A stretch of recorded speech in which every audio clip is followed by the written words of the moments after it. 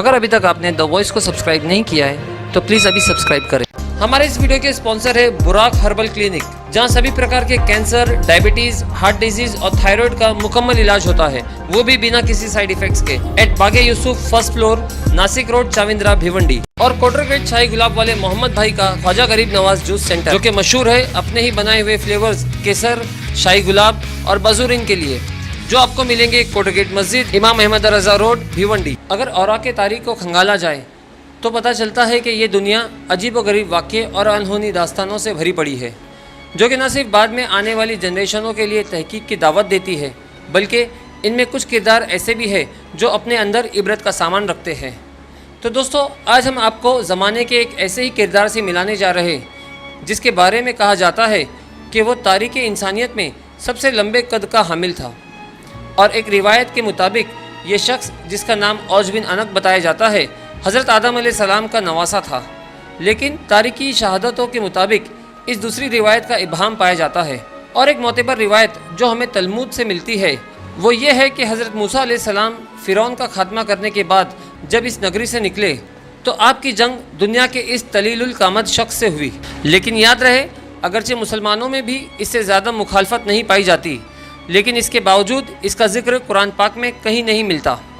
अलबत्ता अहदनामे कदीम के मुताबिक इस शख्स, जिसका नाम औज बिन अनक है, जो कि हज़रत आदम अलैहिस्सलाम की बेटी सफ़ुरा से पैदा हुआ था, इस शख्स के कद के बारे में कहा जाता है तो ये 3300 फुट ऊंचे कद का हामिल था, जबकि इसकी उम्र 3500 बरस बताई जाती है। दोस्तों, अगर ये सब सच है तो इससे इख्तिलाफ करने की ज़रूरत भी नहीं की जा सकती, क्योंकि इसका ज़िक्र किसासुल अंबिया और दीगर इस्लामिक किताबों में मौजूद है। तो फिर ये भी मानना पड़ेगा कि तूफ़ान नूह में यह एक वाहिद इंसान था जो अपने लंबे कद की वजह से महफूज रहा। दोस्तों, औरा के तारीख इस बात की गवाही देती है कि जब फ़िरौन दरियाए नील में गर्क हो गया और बनी इसराइल को इसके जुल्म से निजात मिली, तो अल्लाह का हुक्म हुआ कि मुल्क शाम की सरजमीन से जालिम और जाबिर लोगों को निकाल दो। 12 अफराद को बनी इसराइल के 12 कबीलों पर सरदार मुकर्रर कर दो, ताकि ये सब अपने सरदारों के ताबे रहे और अल्लाह के अहकामात की फरमाबरदारी करे। चुनांचे हज़रत मूसा अलैहिस्सलाम ने अपनी कौम के 12 कबीलों में से 12 अफरादों को सरदार मुकर्रर कर दिया। दोस्तों, अल्लाह के हुक्म के मुताबिक जब हज़रत मूसा अलैहिस्सलाम और हज़रत हारून अलैहिस्सलाम मुल्क शाम जिहाद के लिए निकले तो अपनी कौम के सरदारों को हुक्म दिया कि वो मुल्क शाम जाकर वहाँ के जालिम और जाबिर लोगों के हालात मालूम करें।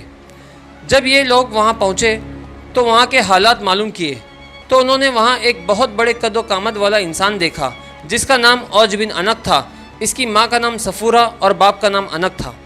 तूफ़ान नूह अलैहिस्सलाम से यही एक मुशरिक शख्स था जो बच गया था। दोस्तों, औज बिन अनक ने जब इन सरदारों को देखा तो दरियाफ्त किया कि तुम कहाँ से आए हो और कहाँ जाओगे। इन सरदारों ने जब अपना हाल बयां किया तो इसने इन सब को पकड़ लिया।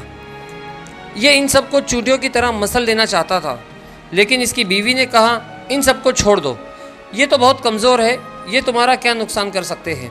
चुनांचे ये सरदार वापस आए, मुल्क शाम की बातें और दुश्मनों की ताकत के बारे में मूसा अलैहिस्सलाम को तफसील से बताया। हज़रत मूसा अलैहिस्सलाम ने इनसे कहा कि अपने लोगों से शाम के लोगों की कुव्वत के बारे में कुछ बयान ना करना, वरना ये लोग जिहाद के लिए तैयार नहीं होंगे। आप अलैहिस्सलाम के इस हुक्म पर 12 सरदारों में से सिर्फ 2 सरदार अपने वादे पर कायम रहे। इनमें से 10 सरदारों ने कौम को मुल्क शाम के बारे में जो देखा था सब बयां कर दिया और औज बिन अनक के हाथों पकड़े जाने का वाक़या भी बता दिया। जब कौम ने इनसे दुश्मन की कुव्वत के बारे में सुना तो हरासा होकर जिहाद पर जाने से कतराने लगे और मिस्र वापस जाने की तैयारी करने लगे।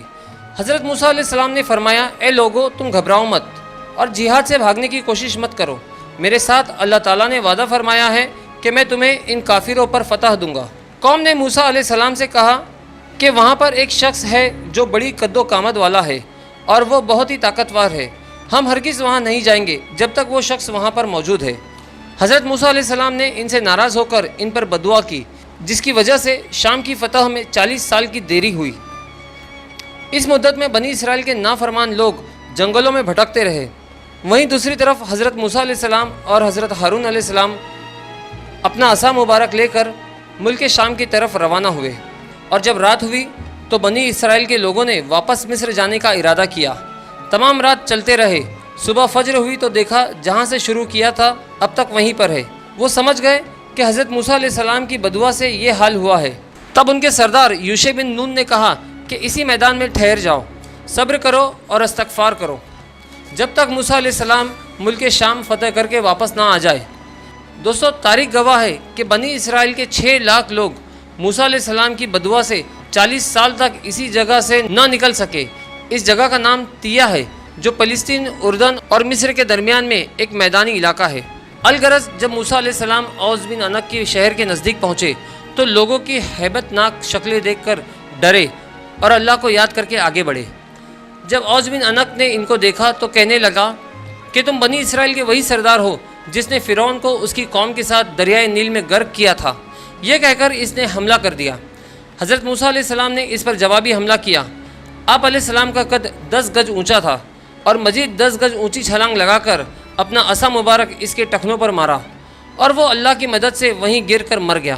دوستو، کہتے ہیں کہ اس کی لاش 40 سال تک وہیں زمین پر پڑی رہی اور اس عرصے کے دوران اس کے جسم کا گوشت گل سڑ کر صرف ڈھانچہ باقی رہ گیا اور اس کی ریڑھ کی ہڈی پہاڑ کی شکل اختیار کرنے لگی۔ جب حضرت موسیٰ علیہ السلام اور حضرت ہارون علیہ السلام جہاد سے سرخرو ہو کر واپس لوٹے تو اس کے ڈھانچے کو اٹھا کر دریائے نیل پر رکھ دیا اور ایک عرصے تک وہ ڈھانچہ دریا پر پل کا کام انجام دیتا رہا۔ دوستو، بے شک اللہ تعالیٰ ہر چیز پر قادر ہے۔ اس کی گرفت بہت ہی سخت ہے۔ یہ انسان کی نادانی ہے جو موت کو بھلا کر زندگی کو ہمیشہ ہمیشہ کی سمجھ بیٹھا ہے۔ ہم بھول چکے ہیں کہ ہمیں ایک روز اپنے اعمالوں کے ساتھ اللہ رب العزت کی بارگاہ میں کھڑے ہونا ہے۔ تو دوستو، اسی کے ساتھ ہماری آج کی ویڈیو یہیں ختم کرتے ہیں۔ امید کرتے ہیں کہ آپ کو ہماری ویڈیو پسند آئی ہوگی۔ آپ اسے زیادہ سے زیادہ لائک کیجئے، شیئر کیجئے اور کمنٹ میں اپنی رائے دینا نہ بھولیں۔ ملتے کل ایک نئی ویڈیو کے ساتھ میں، تب تک کے لیے اللہ حافظ۔